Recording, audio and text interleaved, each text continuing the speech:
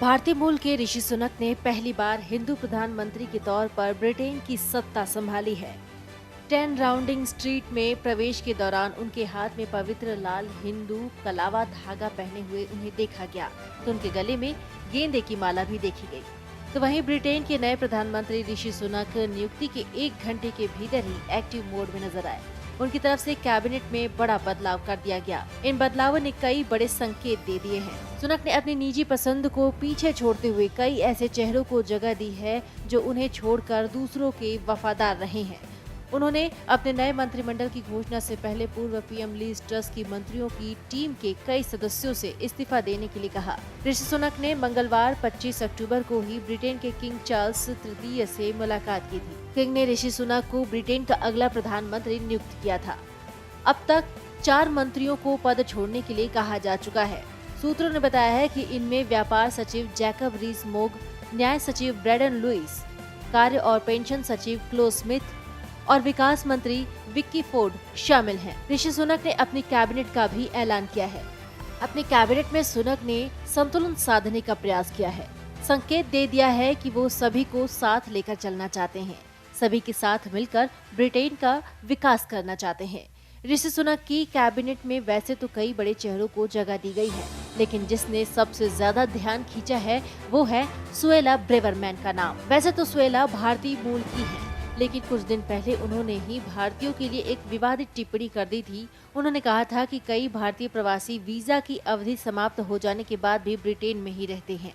British लोगों ने Brexit से हटने के लिए इसलिए वोट नहीं दिया था कि भारतीयों के लिए ब्रिटेन की सीमा इस तरह से खोल दिया जाए, लेकिन सुनक ने अपनी कैबिनेट में उनकी वापसी करवा दी है। उन्हें एक बार फिर गृह मंत्री का पद दे दिया गया है। प्रधानमंत्री के आधिकारिक ट्विटर हैंडल से ट्वीट किया गया है कि डोमिनिक राब को उप प्रधानमंत्री और न्याय सचिव के रूप में नियुक्त किया गया है।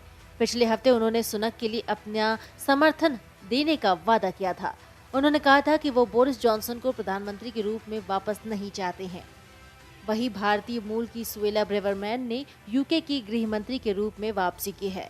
इससे पहले उन्होंने इसी पद से लीज ट्रस की कैबिनेट से इस्तीफा दे दिया था।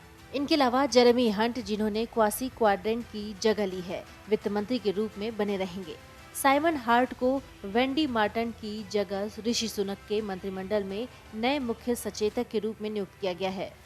जेम्स क्लीवरली को फिर से विदेश सचिव और बेन वॉलेस को यूनाइटेड किंगडम के रक्षा सचिव के रूप में फिर से नियुक्त किया गया है। गिलियन कीगन को शिक्षा राज्य सचिव नियुक्त किया गया है।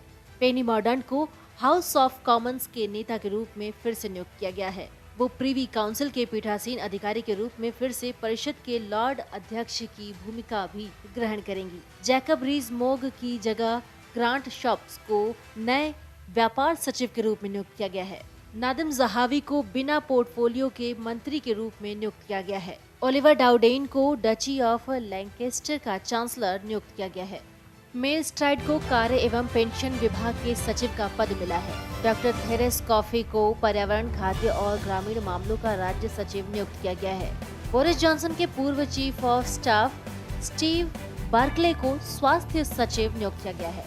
माइकल गोव को levelling up, housing and communities के लिए राज्य सचिव, अंतर सरकारी संबंध मंत्री नियुक्त किया गया है। केमी बडेनोच को अंतर्राष्ट्रीय व्यापार सचिव और महिला और समानता मंत्री के रूप में नियुक्त किया गया है। मिशेल डोनेलन को संस्कृति, मीडिया और खेल राज्य सचिव और क्रिस हेटन हैरिस को उत्तरी आयरलैंड के राज्य सचिव के रूप में फिर से नियुक्त किया गया है। एलिस्टर जैक स्कॉटलैंड के राज्य सचिव बरकरार रहेंगे। वैसे सुनक का ये प्रधानमंत्री बनने का सफर भी खासा चुनौतियों से भरा रहा है। असल में सबसे पहले बोरिस जॉनसन ने पीएम पद की कमान संभाली थी। 2019 में उन्हें ही जनादेश मिला था, लेकिन विवादों से जॉनसन का ऐसा नाता रहा कि उन्हें कार्यकाल पूरा होने से पहले ही इस्तीफा देना पड़ा। इसके बाद लीज ट्रस को ब्रिटेन का प्रधानमंत्री बनाया गया। उन्होंने ऋषि सुनक को एक अच्छे अंतर से हराकर वो कुर्सी हासिल की, लेकिन उनके कुछ फैसलों पर ऐसा बवाल रहा कि वो सिर्फ 45 दिनों तक ही प्रधानमंत्री बनी रही।